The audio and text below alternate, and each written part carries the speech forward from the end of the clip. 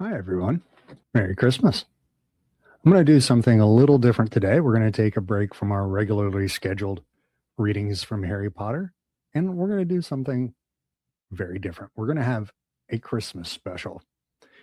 So, for today, we're going to be reading Harry Potter Christmas at Hogwarts. So, let us begin. Christmas at Hogwarts from Harry Potter and the Sorcerer's Stone by J.K. Rowling, illustrated by Z. Gao. Christmas was coming. One morning in mid-December, Hogwarts woke to find itself covered in several feet of snow. No one could wait for the holidays to start. While the Gryffindor common room and the Great Hall had roaring fires, the drafty corridors had become icy and a bitter wind rattled the windows in the classrooms. Professor McGonagall had come around the week before, making a list of students who would be staying for the holidays, and Harry had signed up at once. He didn't feel sorry for himself at all. This would probably be the best Christmas he'd ever had. When Harry, Ron, and Hermione left the dungeons at the end of potions, they found a large fir tree blocking the corridor ahead. Two enormous feet sticking out at the bottom and a loud puffing sound told them that Hagrid was behind it. "Hi, Hagrid. Want any help?" Ron asked, sticking his head through the branches. "Nah, I'm all right. Thanks, Ron." "Tell you what, come with me and see the Great Hall. Looks a treat." So the three of them followed Hagrid and his tree off to the Great Hall, where Professor McGonagall and Professor Flitwick were busy with the Christmas decorations.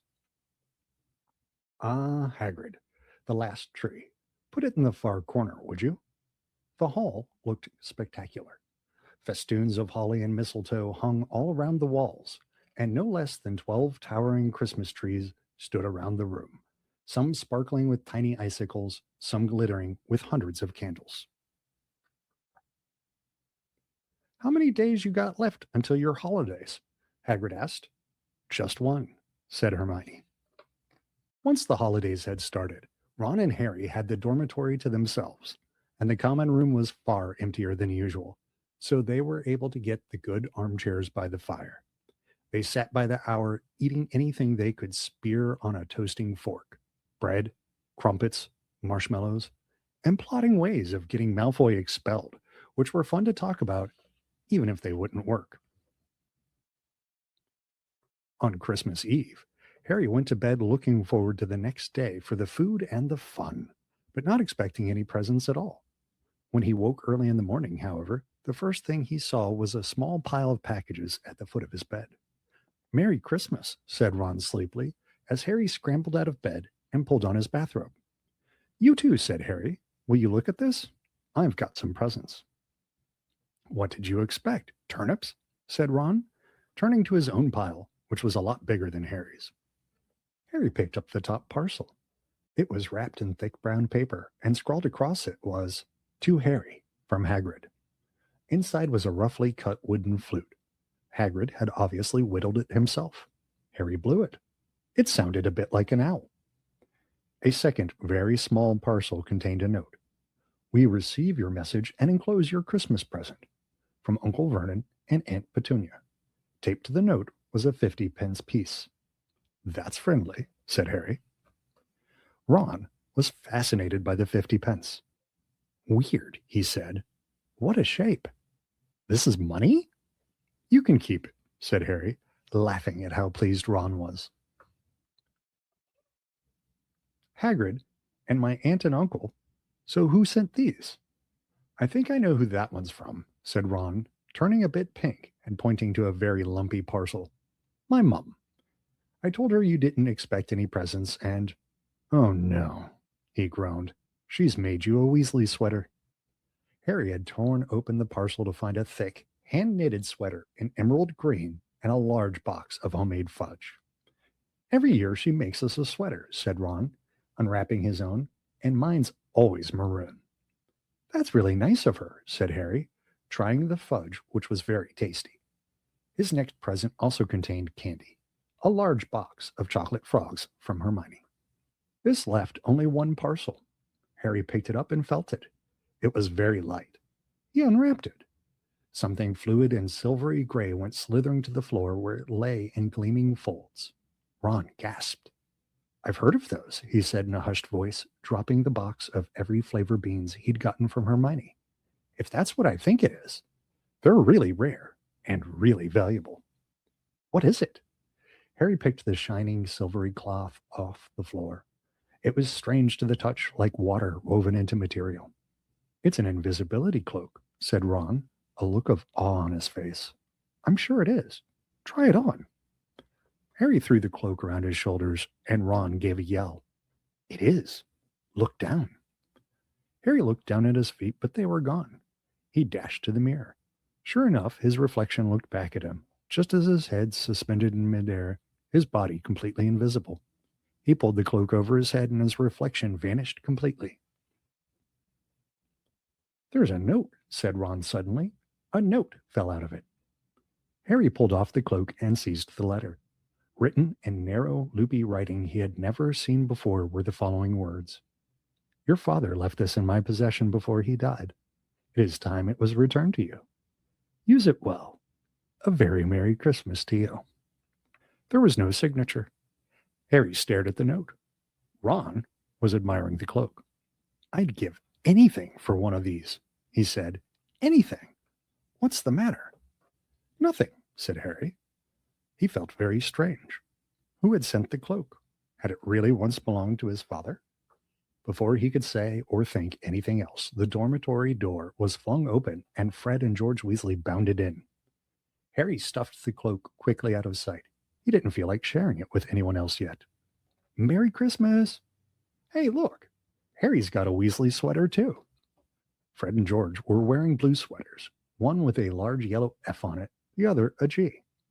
Harry's is better than ours, though, said Fred, holding up Harry's sweater. She obviously makes more of an effort if you're not family. Why aren't you wearing yours, Ron? George demanded. Come on, get it on. They're lovely and warm. I hate maroon, Ron moaned half-heartedly as he pulled it over his head. You haven't got a letter on yours, George observed. I suppose she thinks you don't forget your name, but we're not stupid. We know we're called Gred and Forge. What's all this noise? Percy Weasley stuck his head through the door, looking disapproving. He had clearly gotten halfway through unwrapping his presents as he, too, carried a lumpy sweater over his arm, which Fred seized. P for prefect. Get it on, Percy. Come on, we're all wearing ours. Even Harry got one. I don't want, said Percy thickly, as the twins forced the sweater over his head, knocking his glasses askew. And you're not sitting with the prefects today either, said George. Christmas is a time for family. They frog-marched Percy from the room, his arms pinned to his side by his sweater. Harry had never in all his life had such a Christmas dinner. 100 fat roast turkeys, mountains of roast and boiled potatoes, platters of chipolatas, tureens of buttered peas, silver boats of thick, rich gravy and cranberry sauce, and stacks of wizard crackers every few feet along the table. These fantastic party favors were nothing like the feeble muggle ones that the Dursleys usually bought, with their little plastic toys and their flimsy paper hats inside.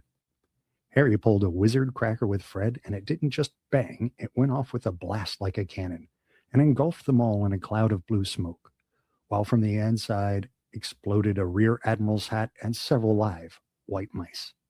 Up at the high table, Dumbledore had swapped his pointed wizard's hat for a flowered bonnet, and was chuckling merrily at a joke Professor Flitwick had just read him. Flaming Christmas puddings followed the turkey. Percy nearly broke his teeth on a silver sickle embedded in his slice.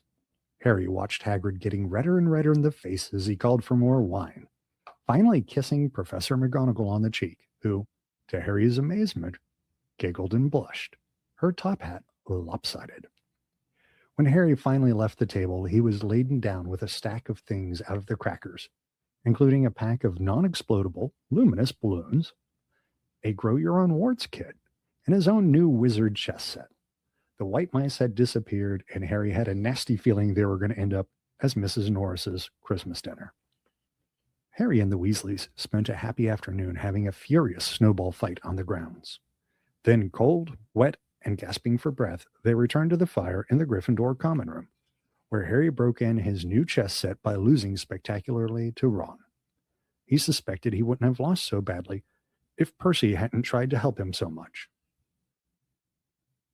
After a meal of turkey sandwiches, crumpets, trifle, and Christmas cake, everyone felt too full and sleepy to do much before bed except sit and watch Percy chase Fred and George all over Gryffindor Tower because they've stolen his prefect badge. It had been Harry's best Christmas day ever, yet something had been nagging at the back of his mind all day. Not until he climbed into bed was he free to think about it. The invisibility cloak and whoever had sent it. Ron, full of turkey and cake and with nothing mysterious to bother him, fell asleep almost as soon as he'd drawn the curtains of his four-poster. Harry leaned over the side of his own bed and pulled the cloak out from under it. His father's. This had been his father's. He let the material flow over his hands, smoother than silk, light as air. Use it well, the note had said. He had to try it now. He slipped out of bed and wrapped the cloak around himself. Looking down at his legs, he saw only moonlight and shadows. It was a very funny feeling. Use it well. And that brings us to the end of the book. This recording exists for a couple of very simple and very human reasons. I bought this book as a Christmas present for my girlfriend. She likes it when I read to her, and this recording is part of the gift.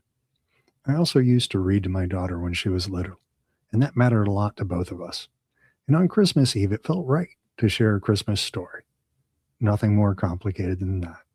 This video isn't meant to replace the book, and it's not meant as a commercial use or as a substitute for the original work. If you enjoyed this, the illustrated edition of Christmas at Hogwarts is genuinely lovely and very much worth owning. Tomorrow we'll be back to regularly scheduled production with Harry Potter readings and remasters and discussion. For now, Merry Christmas, everybody, and I hope you all have a peaceful, wonderful night and a great Christmas. And I'll see you soon. Take care.